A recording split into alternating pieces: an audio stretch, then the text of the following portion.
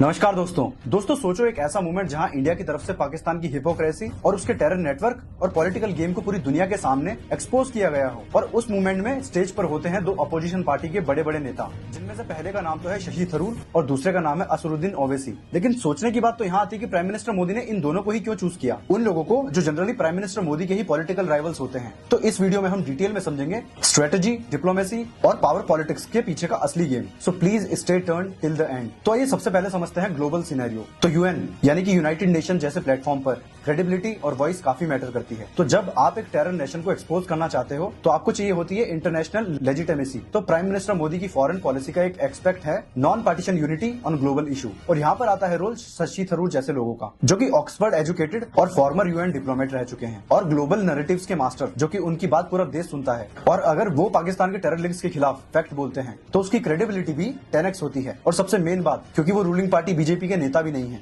और फिर आते हैं असरुद्दीन ओवैसी। और जैसा आपने देखा होगा कि इस पहलगाम अटैक के बाद में कैसे असरुद्दीन ओवैसी ने पाकिस्तान के खिलाफ नारे लगाए।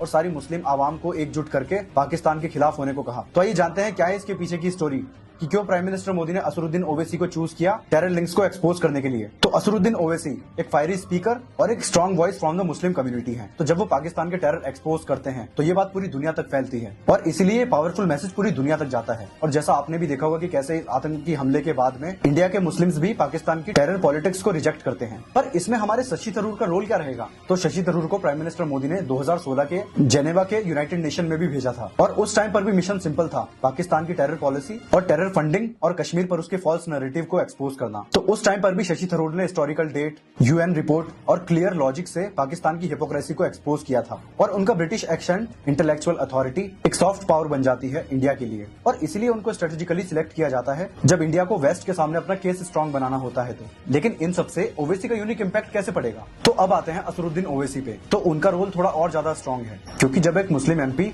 ओपनली पाकिस्तान के टेरर लिंक्स और उनके गंदे कारनामों को एक्सपोज करेगा तो पाकिस्तान का पूरा नैरेटिव कोलैप्स हो जाता है। और उन्होंने मल्टीपल बार अपनी स्पीच में कहा है कि हम हिंदुस्तान के हैं, पाकिस्तान के नहीं। नारा लगाइए, पाकिस्तान जिंदाबाद, पाकिस्तान जिंदाबाद, भारत जिंदाबाद, भारत जिंदाबाद, पाकिस्तान जिंदाबाद, पाकिस्तान जिंदाबाद। तो ये लाइन सिर्फ रेटोरिक नहीं है, बल्कि ये ग्लोबल परसेप्शन को भी तोड़ती है। और इसी वजह से पूरा पाकिस्तान मीडिया भी कंफ्यूज हो जाता है जब ओवैसी जैसे मुस्लिम लीडर उनको एक्सपोज करते हैं, क्योंकि यह एक मास्टर स्ट्रोक होता है डोमेस्टिक डाइवर्सिटी को इंटरनेशनली डिप्लोमेसी में यूज करना। पर इन्हीं सबके बीच प्राइम मिनिस्टर मोदी का जियोपॉलिटिकल मास्टर स्ट्रोक कैसा है, मतलब वो ऐसा क्या बताना चाहते हैं पूरी दुनिया को इन दोनों को एज अ मैसेंजर सेंड करके? तो हमारे प्राइम मिनिस्टर मोदी का अप्रोच यह है कि इंडिया को सिर्फ एक हिंदू नेशनलिस्ट इमेज से निकालकर एक डाइवर्स, यूनाइटेड और स्ट्रेटेजिक ग्लोबल डेमोक्रेसी बनाना है। और इसमें वो सब टूल्स यूज करते हैं अपोजिशन लीडर्स भी। और इसमें यह दिखता है कि इंडिया सिर्फ एक पार्टी नहीं है, बल्कि एक सिविलाइजेशनल स्टेट भी है, जहां लेफ्ट, राइट, लिबरल, नेशनलिस्ट सभी मिलकर पाकिस्तान जैसे रफ स्टेट को एक्सपोज करते हैं। तो यूनाइटेड नेशन, ग्रुप 20 और ब्रिक्स जैसे समिट में